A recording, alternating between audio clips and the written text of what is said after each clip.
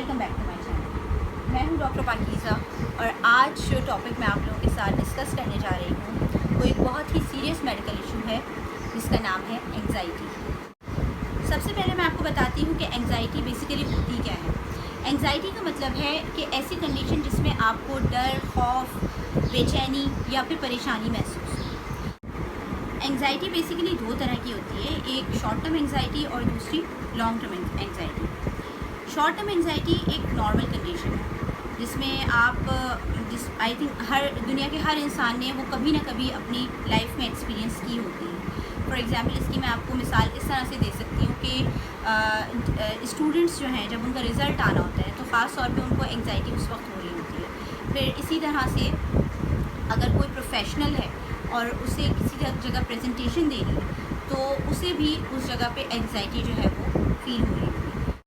या आप किसी जंगली जानवर को अपने सामने देख लें तो उस वक्त भी जो डर और खौफ और बेचैनी की कैफियत होती है उसको भी हम एंग्जाइटी कहते हैं। अगर ये सिचुएशन यानी आपका डर, खौफ और बेचैनी की जो कैफियत है ये सिर्फ कुछ देर तक के लिए होती है और बहुत ज़्यादा टाइम नहीं लेती तो फिर ये कोई परेशानी वाली बात नहीं होती। हर इंसान के बॉडी रिफ्लेक्सेस होते हैं जो किसी भी थ्रेट या डर की सिचुएशन में रिस्पॉन्स करते हैं।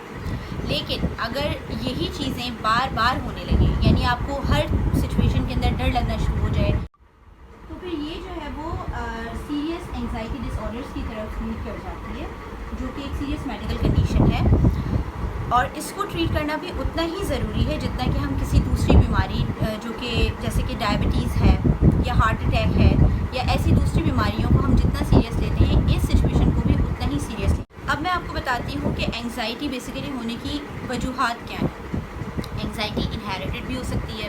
फॉर एग्ज़ाम्पल जैसे आपके किसी ब्लड रिलेटिव को अगर एंग्जाइटी होती है फैमिली में तो वो आपको हो सकती है।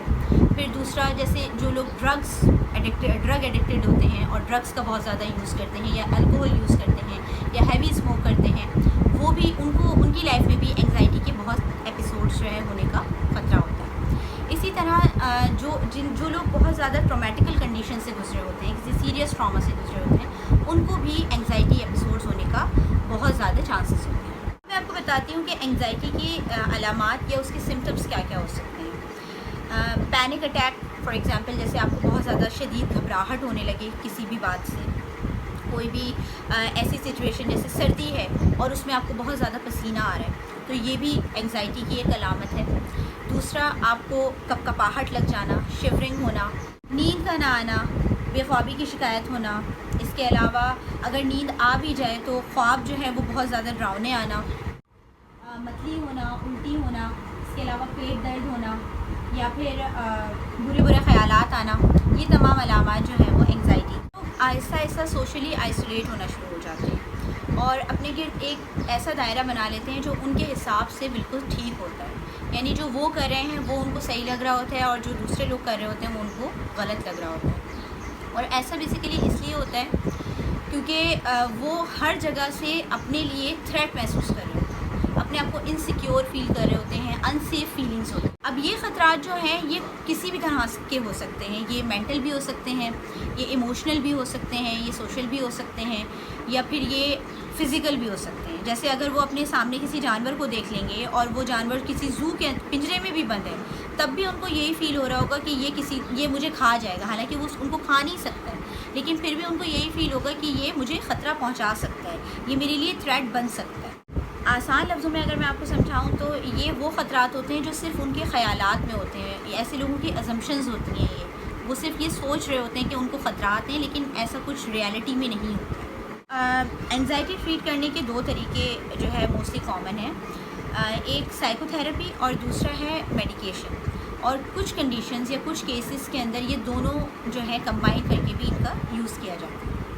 साइकोथेरेपी में बेसिकली जो थेरेपिस्ट है वो साइकोलॉजिकल काउंसलिंग करता है पेशेंट की है और इसकी सबसे इफ़ेक्टिव फॉर्म जो है वो कॉग्निटिव बिहेवियरल थेरेपी है और जिसमें थेरेपिस्ट जो है वो बेसिकली पेशेंट को ऐसी कुछ टिप्स देता है जिससे वो अपनी वरीज़, अपनी परेशानियाँ, अपनी बेचैनी, अपने डर और ख़ौफ पे जो है वो काबू पा सके, दूसरी जितनी सिचुएशंस हैं उनको हैंडल कर सके, सोशली एक्टिव हो सके और दोबारा से एक नॉर्मल इंसान जो है वो बन सके।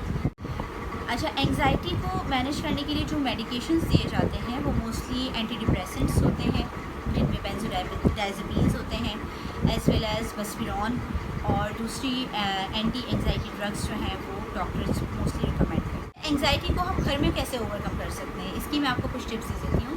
ایز لائک جیسے اگر آپ زیادہ اینکشیس ہو رہے ہیں تو آپ لمبے لمبے سانس لینا شروع کر دیں، پھر اگر آپ کھڑے ہوئے ہیں تو آپ بیٹھ جائیے، لوگوں میں سوشل ہونے کی کوشش کیجیے، لوگوں سے انٹریکٹ کرنے کی کوشش کریں، اپنی جو شائنس ہے اس کو اوور کم کرنے کی کوشش کریں، اپنے آپ کو کسی سے کمتر نہیں سمجھیے، اپنی جو فیلنگز ہیں ان کو دبا کے نہیں رکھیے۔ اس طرح سے آپ جتنا سوشلی ایکٹیو ہونے کی کوشش کریں گے انشاءاللہ انگزائٹی سے آپ اوور کم کر لیں گے۔ مارننگ واک کر سکتے ہیں آپ، ایکسرسائز کر سکتے ہیں ہلکی پھلکی۔ اس کے علاوہ آپ کو جس چیز میں خوشی فیل ہوتی ہو، جس چیز سے آپ ریلیکس ہوتے ہو، کوشش کریں کہ وہ زیادہ سے زیادہ کریں، اپنے آپ کو ریلیکس رکھنے کی کوشش کریں، دوسروں میں گھلنے ملنے کی کوشش کریں، اور ساتھ ساتھ ہیلدی ڈائٹ کھائیے۔ یہ ڈائٹ کا جو ہے وہ بہت زیادہ اثر ہوتا ہے آپ کی باڈی کے اوپر، آپ کی مینٹل کنڈیشن پہ، آپ کی فزیکل کنڈیشن پہ۔ تو یہ تمام چیزیں ہیں جن کو آپ اگر کریں گے تو انشاءاللہ انگزائٹی سے اوور کم کرنے میں آپ کو مدد دیں گی۔ ویورز، آج ہم نے انگزائٹی کے بارے میں ڈسکس کیا، ہوپ فلی آپ کو بہت ساری اچھی انفارمیشن ملی ہوگی۔ پسند آئے تو کمنٹ بھی کیجیے گا، لائک بھی کیجیے گا، اور چینل کو سبسکرائب کرنا نہیں بھولیے گا۔ اللہ حافظ۔